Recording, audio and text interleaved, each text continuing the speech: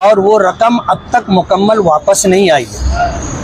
اور مولانا حلیم اللہ صاحب نے دفتر سے ایک بہت بڑی رقم جو تقریباً 2.25 کروڑ روپے یا لگ بھگ اس کے کچھ کم زیادہ تھی، وہ رقم تمام لوگوں کی لا علمی میں لے کر کے گئے، اور جن لوگوں کو اطلاع دی تو یہ کہہ کر کے اطلاع دی کہ میں ایک کام کر رہا ہوں، کام ہو جانے کے بعد میں اس کی اطلاع دوں گا، اور دفتر سے بہت بڑی رقم لے کر کے چلے گئے اور کسی کو انہوں نے اطلاع دی نہیں دی، پتہ نہیں۔ بھائی دیکھیے، میں مرکز سے آیا ہوا ہوں، مولانا جواب نہیں دیں گے تو میں جواب دوں گا۔ ہم نے مہاراشٹر کی جمعیت بے ایمانوں کے ہاتھ میں نہیں دیا تھا، ہم ان کے ساتھ کام کر۔ السلام علیکم ناظرین، مفتی اسماعیل صاحب کا یہ پورا بیان ہم اس ویڈیو میں دیکھیں گے۔ اور ناظرین، یہ شور شرابہ، یہ ہنگامہ، یہ نعرے بازیاں، یہ شرمناک مناظر کسی سیاسی پارٹی یا دنیا دار مجلس کے نہیں ہیں، یہ مناظر جمعیت علماء ہند مولانا ارشد مدنی کے انتخابی اجلاس کے ہیں۔ یہ تمام ویڈیوز مہاراشٹر کے علاوہ ملک بھر کے مسلمانوں تک پہنچ گئی ہیں۔ اور ناظرین، مہاراشٹر کی جمعیت علماء ہند کے صدر کا انتخاب ہونا تھا، اور گزشتہ کے جو صدر تھے، اب تک جو چلتے آ رہے تھے، انہی کا انتخاب ہونے والا تھا، لیکن مالیگاؤں کے M L A Mufti Ismail Qasmi صاحب اور ان کے چاہنے والوں نے کھڑے ہو کر صدر کے انتخابات کے جلسے میں اختلاف کر دیا، اور خود مفتی اسماعیل قاسمی صاحب نے باہر نکل کر پوری تفصیل بتائی۔ ان لوگوں کا گزشتہ کے صدر پر یہ الزام ہے کہ انہوں نے پیسوں کے معاملے میں حساب و کتاب پیش نہیں کیا۔ سارا جھگڑا اس بات پر تھا کہ جس شخص پر مالی ہیر پھیر کے الزامات تھے اسے صدر نہیں بنانا چاہیے، لیکن اس کے باوجود انہی کو صدر بنا کر ایسے شرمناک انتشار کو ہوا دی گئی ہے۔ حالانکہ مفتی اسماعیل قاسمی صاحب کا کہنا ہے کہ میں خود رکن عاملہ ہوں، اس کے باوجود مجھے بھی حساب و کتاب نہیں معلوم۔ اور پھر ناظرین، مجمع باہر نکل گیا۔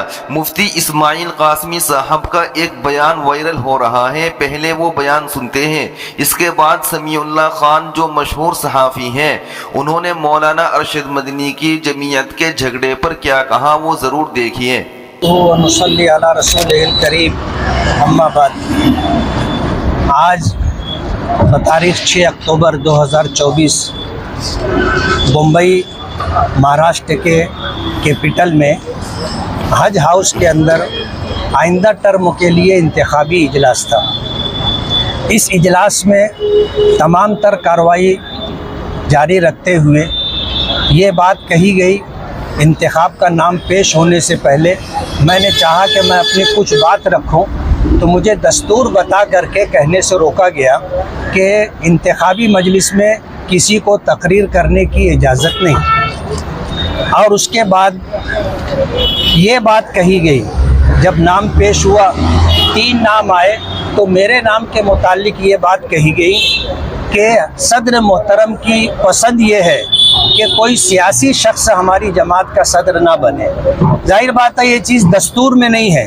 دستور نے اس بات کی اجازت دی ہے کہ تمام اراکین جو جمعیت علماء سے تعلق رکھتے ہیں وہ کسی بھی سیاسی جماعت سے تعلق رکھ سکتے ہیں، شرط یہ ہے کہ وہ فرقہ پرست نہ ہو۔ آج اس وقت مولانا حلیم اللہ صاحب کی جو ہے صدارت کا اعلان کیا گیا ہے۔ میں یہ بات بہت وضاحت کے ساتھ کہنا چاہتا ہوں کہ ہماری جماعت کے جو کارگزار صدر تھے حافظ مسعود صاحب، اور نائب صدر میں ڈاکٹر عبد المنان صاحب اور حافظ ذاکر صاحب، یہ ہر ورکنگ کمیٹی میں رہتے ہیں۔ ورکنگ کمیٹی میں ہم بھی آئے، اور ماضی کے اندر لاک ڈاؤن کے موقع پر، نوٹ بندی کے موقع پر ایک بہت بڑی رقم مولانا حلیم اللہ صاحب کو دی گئی تھی، اور وہ رقم اب تک مکمل واپس نہیں آئی۔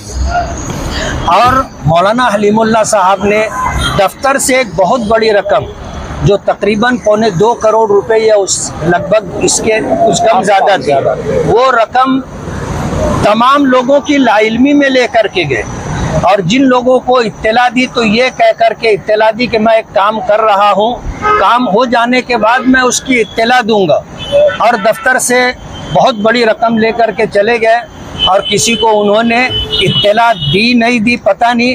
ہم مجلس عاملہ کے رکن ہیں، ہمیں بھی اس کا پتہ نہیں، اور جب ہم نے ادھر ادھر سے بات سنی تو ہم نے اس بات کا تقاضا کیا کہ وہ حساب و کتاب سامنے آنا چاہیے، جمعیت کی رقم جمعیت میں واپس آنا چاہیے، لیکن جو باتیں کہی گئی ہیں انتشار نہ ہو اس لیے وہ بات میں نہیں کہنا چاہتا۔ مولانا حلیم اللہ صاحب پر مالیات کے سلسلے میں شکوک و شبہات ہے، اور پورے مہاراشٹر کے اندر، بلکہ یوں کہنا چاہیے کہ سوشل میڈیا کے ذریعے پوری دنیا میں یہ بات جا چکی ہے۔ آج اس آدمی کو اگر صدر بنایا گیا ہے تو یہ غیر دستوری ہے۔ ہمارے دستور میں یہ بات ہے کہ مالیات کے سلسلے میں جو آدمی مشتبہ ہو، مشکوک ہو، گنہگار ہو، اس کو جمعیت کا کوئی عہدہ نہیں دیا جائے گا۔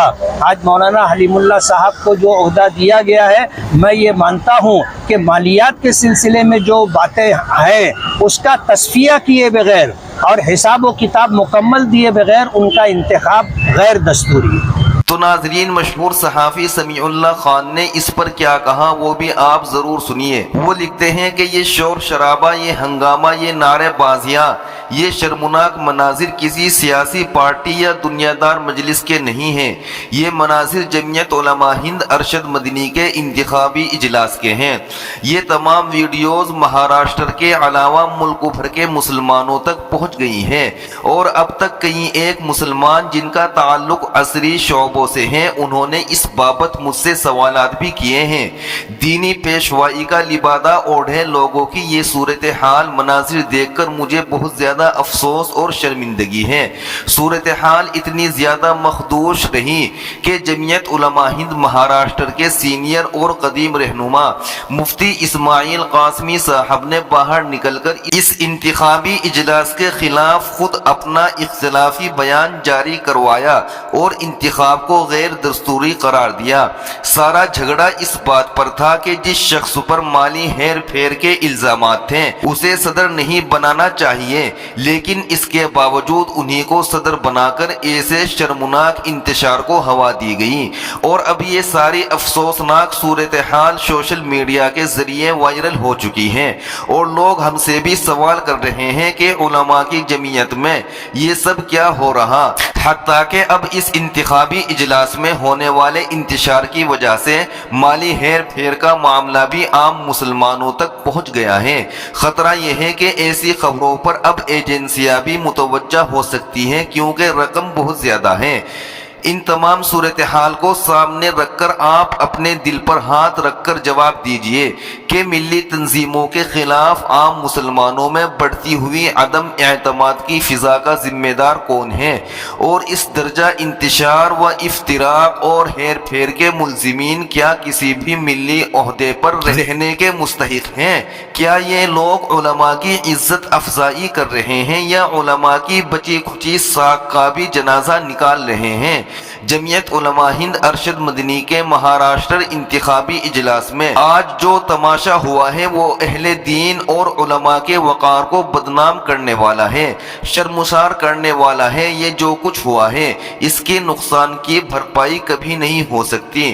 عامت المسلمین اور دیگر طبقات کے لوگوں میں علماء کی تئیں بے اعتمادی میں اضافہ ہوگا، اور اس کے ذمہ داری حضرت مولانا ارشد مدنی صاحب کی جمعیت کے انتخابی اجلاس کی ذمہ داروں اور منتخب ہونے والوں پر ہیں۔